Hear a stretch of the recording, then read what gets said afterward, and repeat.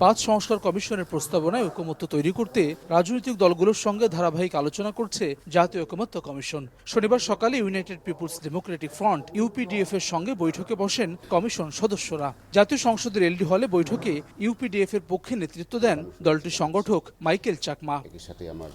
স্বাগত বক্তব্যে জাতীয় ঐকমত্য কমিশনের সহসভাপতি অধ্যাপক আলী রিয়াজ বলেন, নাগরিকের অধিকার প্রতিষ্ঠার জন্য ঐকমত্যের ভিত্তিতে জাতীয় সনদ তৈরির কাজ করছে কমিশন। রাষ্ট্রের সকল প্রতিষ্ঠানের জবাবদিহিতা নিশ্চিত করতে হবে এমন এক ব্যবস্থার মধ্য দিয়ে যেখানে নাগরিক যেন কোনো অবস্থাতেই মনে না করেন যে তার অধিকার ভুলুণ্ঠিত হয়েছে, তার যেন এই অধিকার থাকে, এই প্রতিষ্ঠান থাকে যা তার অধিকারকে সুরক্ষা করবে। গণতান্ত্রিক রাষ্ট্র প্রতিষ্ঠার ক্ষেত্রে যে রাষ্ট্র মানবিক মর্যাদা নিশ্চিত করে, সামাজিক সুবিচার নিশ্চিত করে, সকলের মধ্যে সাম্য প্রতিষ্ঠা করে, সেই লক্ষ্যে আমরা সকলে কাজ করার চেষ্টা করছি।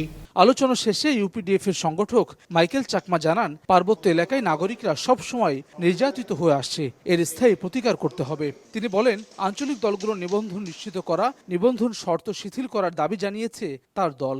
অভ্যুত্থান পরবর্তী আজকে যে 2025 সালে এসে 24-25 সালে এসে যেন আর সেই 72 সালের যে ভুল পুনরাবৃত্তি না হয়, এবং এখনই আমাদের সময়, এই সময়টা আমাদের জন্য খুবই গুরুত্বপূর্ণ, যেন সাংবিধানিক কাঠামোর মধ্যে থেকে পার্বত্য চট্টগ্রামের সমস্যা সমাধানের প্রকৃত পথ খুঁজে বের করা হয়। প্রথম ধাপের আলোচনায় এ পর্যন্ত ইউপিডিএফ সহ 28টি রাজনৈতিক দল কমিশনের সঙ্গে আলোচনায় অংশ নিয়েছে।